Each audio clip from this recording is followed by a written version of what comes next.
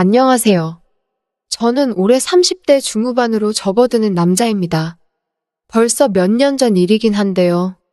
이 일이 있던 뒤로 저는 처제를 만날 때마다 그때의 일이 떠올라서 처제를 어떻게 대해야 하나 혼란스러운데, 이제 아직 20대 중반인 처제는 저보다 훨씬 더 정신이 어른스러운 건지 아무 일도 없었던 것처럼 저를 대하는 걸 보면 여러 가지 감정이 교차합니다. 지금처럼 한파가 몰려오는 겨울이 아닌 그 당시 뜨거웠던 여름날의 이야기를 한번 해보겠습니다. 우리 처제는 객관적으로 봤을 때도 엄청 예쁩니다. 대학에서 무용 전공을 해서 그런지 괜히 걷는 모습도 사뿐사뿐하고 경쾌하지요. 손동작 하나하나까지 고급스럽고 예술적인 기운이 느껴집니다. 제가 아내와 결혼하기 전에 처제를 처음 소개받은 날에 처제가 너무 예뻐서 아내를 옆에 두고도 처제에게서 시선을 떼어놓을 수 없었습니다. 그 당시에는 한참 대학 생활 중이었던 처제였으니 오죽하면 제 마음속에 처제랑 결혼했으면 더 즐겁게 살 수 있었겠다 하는 생각까지 들 정도였으니 말이지요. 서울에 있는 무용으로 유명한 대학에 다니던 처제는 바쁜 것도 바쁜 거지만 사는 지역이 달라서 도무지 얼굴 보기가 힘들었습니다. 결혼 후에 처제를 다시 만나게 된 건 아내가 임신 후 5개월 차에 접어들었을 때쯤이었습니다. 아내는 아이가 생기면서 다니던 직장을 그만두었거든요. 그런데 그게 아내한테는 큰 충격이었는지 우울증처럼 다가오기 시작한 겁니다. 대학 공부 힘들게 해서 겨우 취직을 했는데 이제 내 인생은 애엄마로 끝이 나겠다. 전업주부가 내 인생 마지막 커리어가 되겠다 하면서 기운을 도무지 차리질 못하고 있었어요. 아내의 기운을 달래주려고 이것저것 시도해보았지만 도무지 어떤 걸 해줘야 할지 감이 안 잡히더라고요. 그러다 갑자기 서울에서 혼자 지내고 있던 처제가 생각났습니다. 두 사람이 나이 차이는 많이 나지만 서로 정신적으로 의지도 많이 하고 공유하는 것도 많았고 하니 분명 처제라면 저에게 좋은 해결책을 제시해주지 않을까 하는 생각이 들었지요. 그 와중에도 아내 모르게 깜짝 이벤트로 준비하면 아내가 더 감동을 하지 않겠나 하는 생각을 해서 처제에게 몰래 연락을 해서 처제를 만나게 되었습니다. 대뜸 형부가 만나자고 하니 처제는 불편했을 텐데 이게 다 언니를 위한 일이라고 생각하니 마음씨 고운 처제는 흔쾌히 알겠다고 말하고 저에게 도움을 주기로 했습니다. 얼굴 예쁜 만큼 마음씨도 고운 처제였습니다. 바로 차 끌고 서울로 향했지요. 처제의 학교에 도착해서 처제를 마중 나가기 위해 무용 실습실을 학교에 있는 학생들에게 물어물어 도착하게 되었습니다. 커다란 통유리 창을 통해 무용실 안에서 사뿐사뿐 스텝을 밟고 있는 처제를 보았습니다. 제가 약속한 시간보다 조금 더 빨리 도착해서 처제는 아직도 연습에 한참이었지요. 열중한 처제의 모습은 그냥 보았을 때보다도 훨씬 더 아름답더군요. 연습실 안에 처제만 혼자 있던 게 아니라 다른 사람들도 많았지만 유독 우리 처제 주변에만 빛이 나는 듯 싶었습니다. 다른 사람들에 비해 키가 조금 작은 편이었지만 비율이 좋아서 그런지 그 긴 팔과 다리를 쭉쭉 뻗으면 정말 한 마리의 백조가 호수 위에 뛰어노는 듯한 기분이 들었습니다. 연습이 다 끝나고 스트레칭으로 몸을 푸는 모습은 더욱 더 인상 깊었습니다. 저는 요즘 배가 나오기 시작해서 허리를 숙이면 손이 바닥에 닿을까 말까 하는데 처제는 무슨 폴더폰 마냥 몸이 이리 접혔다 저리 접혔다 하더라고요.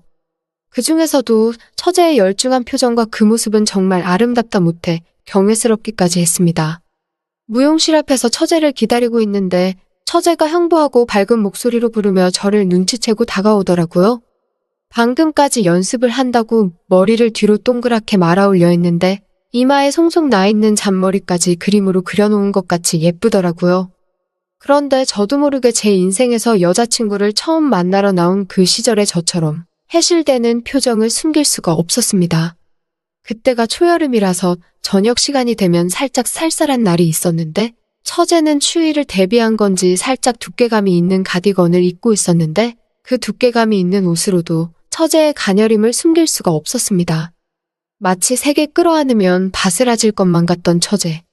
아무튼 연습을 마치고 나온 처제와 저는 근처에 있는 커피숍으로 자리를 옮겼습니다. 처제가 제 연락을 받고 아내가 좋아할 만한 걸 이것저것 생각해왔다며 잔뜩 무언가를 적어온 노트를 꺼내더군요. 이건 어떨까? 저건 어떨까? 여기가 좋겠다. 저기가 좋겠다. 우리 사이가 처제와 형부 사이라는 걸 모르는 사람이 보았으면 영락없이 데이트할 것을 정하는 연인의 모습으로 보였을 겁니다.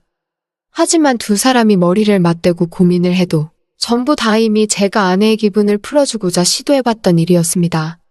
아내가 좋아하는 음식도 멀리까지 가서 직접 공수해봤었고 직접 요리를 해준 적도 있습니다. 기분 전환하자고 쇼핑을 가면 불러오는 배 때문에 자기가 아줌마가 다 되었다며 오히려 더 스트레스를 받아 하고는 했지요. 그렇게 좋아하던 쇼핑도 저 모양인데 마땅히 다른 뾰족한 수가 보이지 않았습니다. 이런저런 이야기 나누다 시간이 좀 흐르니 처제도 그렇고 저도 그렇고 서로 배가 고파오기 시작했습니다.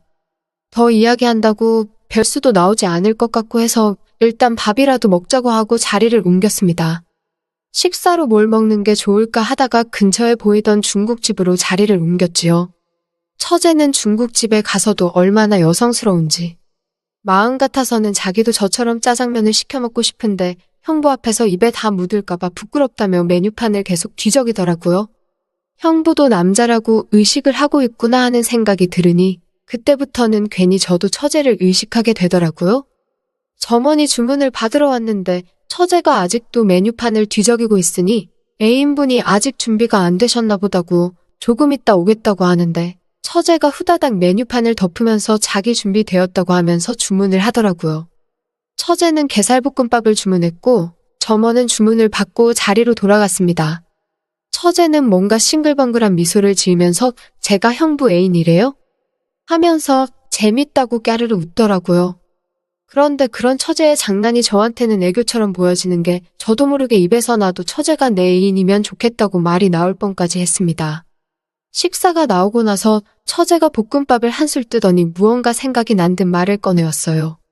저랑 결혼하기 전에 아내와 처제가 홍콩 여행을 다녀온 적이 있는데 그때 아내가 홍콩에서 인생에서 제일 맛있는 볶음밥을 먹었다며 여행하는 내내 하루에 한 끼는 꼭 그 볶음밥을 먹었던 적이 있다는 겁니다. 해외여행을 아내랑 자주 다닌 건 아니지만 동남아랑 해서 몇 군데 다녀와 봤는데 홍콩만큼은 정말 좋아했다고 아직 임신 5개월이면 해외여행 다녀와도 되는 거 아니냐고 하면서 처제와 제가 동시에 아내를 위해 뭘 하는 게 좋을지 동시에 같은 생각을 말하고 있었네요. 그리고 일주일도 안 지나서 번갯불에 콩 구워 먹듯이 아내와 함께 홍콩 가는 비행기에 올랐습니다. 그 와중에 처제도 학교 일정 때문에 바쁠 텐데 같이 동행해 주었어요. 제가 영어도 못하고 중국어는 당연히 못하는데 계획도 제대로 세우지 않고 여행 갔다가 괜히 배불러서 고생 중인 아내 심기를 건드릴 수도 있으니 그런 상황을 방지하기 위해서 따라오는 거였습니다. 세세한 배려가 참 고마웠지요. 아내 스트레스 풀어주러 가는 여행인데 아내한테 다 맡길 수는 없었으니까요. 그리고 아무래도 같은 여자인 처제가 따라가주면 여자의 도움이 필요한 긴급 상황에서 아내가 저보다는 처제에게 믿고 의지할 수도 있을 거라 생각했기에 마음이 놓였습니다. 도착하자마자 제일 먼저 한 게 아내가 인생에서 제일 맛있다던 그 볶음밥을 파는 곳이었습니다. 아내는 벌써부터 표정이 싱글벙글했고 저도 조금 기대가 되었습니다. 그런데 제 입맛에는 영 아니더라고요. 맛이 없던 건 아니었지만 조미료 냄새가 너무 강해서 그래도 최대한 연기를 하면서 좋은 척 아내의 기분을 맞춰주었습니다. 그리고 나서 호텔에 도착해 짐을 풀고 다음 일정대로 움직이려고 시간에 맞춰 이동하려는데 아내가 자기는 배불러서 이것도 하기 싫고 저것도 하기 싫다고 투정을 부리면서 오늘은 피곤하니 그냥 호텔에서 쉬고 싶다고 하더라고요. 그런데 처제 표정이 조금 아쉬워 보였습니다. 그도 그럴 게 처제가 아내를 위해서 여행 일정을 다 짜왔거든요. 그런데 그거에 따라주지 않는 언니에게 섭섭할 수도 있겠지요. 여행 막바지에는 아내가 힘들 걸 대비해서 쉬는 쪽으로 스케줄을 잡고 여행 초반에 스케줄을 몰아놓았는데 말이지요. 거기에 그날 계획에는 처제도 조금 기대가 컸던 것 같았습니다. 쇼핑을 다녀오는 거였거든요. 아내도 투정만 부리다 처제가 섭섭해하니까 미안해졌는지 처제한테 쇼핑 정도는 자기 없이 다녀와도 되는 거 아니냐고 하더라고요.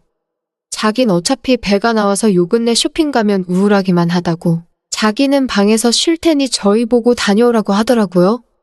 저도 같이 가냐는 거냐 물으니 그럼 여자 혼자 밖에를 내보내냐고 저보고 같이 따라가라는 아내의 명령이 있었습니다. 자기는 방에 있으니 아무 일도 없을 거라고. 그런데 처제한테 무슨 일 생기면 재미없을 줄 알라고 하면서요. 아무튼 처제도 기대하고 있던 일정 중 하나였으니 저랑 둘이서만 나가게 되었는데도 깡총깡총거리면서 아주 신나하더라고요. 나름 여행을 왔다고 여행지 분위기에 맞춰 차려입은 처제는 정말이지 잡지에서 뛰쳐나온 것 같은 모습을 하고 있었습니다. 어깨가 끈으로 된 무릎 아래까지 오는 몸에 붙는 하늘색 원피스를 입고 있는데 괜히 차려입은 처제랑 같이 걷고 있으니 연애하던 제 모습이 생각났습니다. 그런데 처제의 그런 차림새가 이 사단을 내게 될 줄은 몰랐습니다. 처제가 키도 작고 체구도 작고 마른 편이라서 웬만한 옷을 입더라도 다 옷이 벙벙하거든요. 몸에 붙는 원피스인데도 마르고 작은 처제한테는 큰 옷이나 마찬가지였습니다. 처제가 대중교통편을 확인한다고 핸드폰 검색으로 정신이 없는 동안에 옆에 서 있는 처제를 위에서 아래로 내려다봤는데 보여선 안 되게 보이는 겁니다. 그런데 딜레마에 빠지게 된 게 이걸 말을 해줘야 하나 말아야 하나 싶더라고요. 말해주면 제가 봤다는 걸 알려주는 거나 다름이 없고 안 봤다고 말하면 저 말고도 다른 사람이 볼 수도 있겠다는 생각이 들어서 결국 말을 못했습니다. 지하철을 타게 되었는데 앉을 자리가 있긴 했는데 처제를 앉게 만들면 그건 그거대로 지하철에 탄 다른 사람들에게 전부 보여주는 건 아닌가 싶어서 처제를 설득해서 서서 가게 되었습니다. 차라리 제가 몸으로 가려주면 적어도 다른 사람은 우리 처제를 못 보지 않겠나 하는 생각이었지요. 물론 저도 자꾸만 눈이 가긴 했지만 다른 놈들 보는 것보단 내가 보는 게 낫다는 생각이었습니다. 그러면서도 문득 이런 처제한테 애인이 생기면 정말 그 애인은 복받은 놈이기도 하겠지만 나한테는 반 죽은 목숨이다 이런 생각이 들었습니다. 쇼핑에 가서 다른 건 몰라도 처제 상반신을 덮어줄 수 있는 걸 제일 먼저 사야겠다는 생각에 처제한테 선물 사준다고 말하고 가디건 하나 골라보라고 했습니다. 처제는 제가 옷 사준다는 말에 신이 나서 진짜요? 형부, 사랑해요. 하며 애교를 부리더니 엄청 좋아하더라고요. 쇼핑이 끝나고 다시 올라탄 지하철은 출발할 때만큼 사람이 많았습니다. 그래도 이제는 걱정이 없었는데 처제가 제가 사준 옷이라며 사자마자 벌써부터 입고 다니면서 좋아해줬기 때문입니다. 그런데 지하철이 점점 혼잡해지더니 사람이 엄청나게 많아지기 시작하더군요. 밀려 들어오는 사람 때문에 저도 밀리기 시작했고 그렇게 처제랑 거의 껴안고 오듯이 달라붙어 오게 되었습니다. 예상 못한 일이지만 처제와 잔뜩 달라붙어서 한참을 있으니 처제도 그동안 애교 부리던 모습은 온데간데 없고 부끄러워서 제 눈을 못 마주치더군요. 그 모습에 저도 정신을 차리지 못하고 처제를 그 자리에서 와락 끌어안아 버렸습니다. 호텔에 도착을 했지만 저는 아내가 쉬고 있는 제 방으로 가지 않고 옆에 따로 잡아놓은 처제의 방으로 향했습니다. 혹시나 아내가 있는 옆방에 소리가 새어나가진 않을까 조심하고 또 조심했지요. 일을 끝마치고 서로 실수했다는 걸 알았지만 처제는 아내가 혹시나 의심을 할 상황을 대비해 아무 일도 없었던 척 그대로 다시 저와 같이 아내 방으로 향해 저녁 식사는 뭘 할 거냐 하면서 아무 일도 없었던 척을 하더군요. 아내가 나가기 귀찮다고 저녁 식사는 밖에서 사다 달라길래 처제와 또 같이 밖을 나가야 했습니다.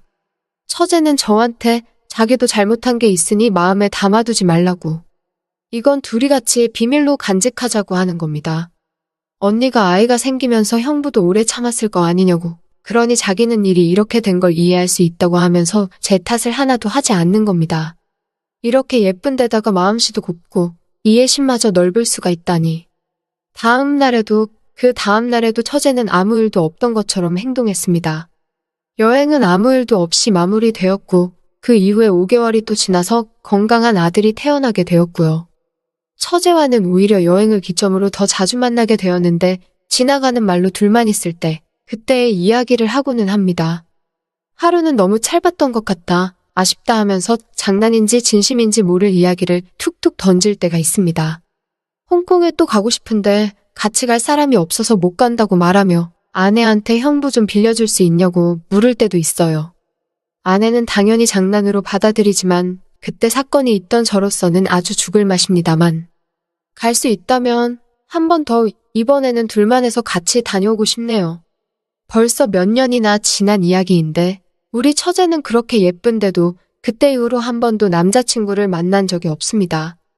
저는 괜히 처제가 혹시 저를 염두에 두고 있느라 연애를 못하는 건가 하는 생각을 할 때도 있네요. 제가 조금 오버하는 것일 수도 있겠지만 말이죠. 훗날 저희 동서가 될 남자는 누구인지, 누가 될진 모르지만 정말 그 사람은 전생에 나라를 구원 복받은 사람이 아닐까 하는 생각이 듭니다.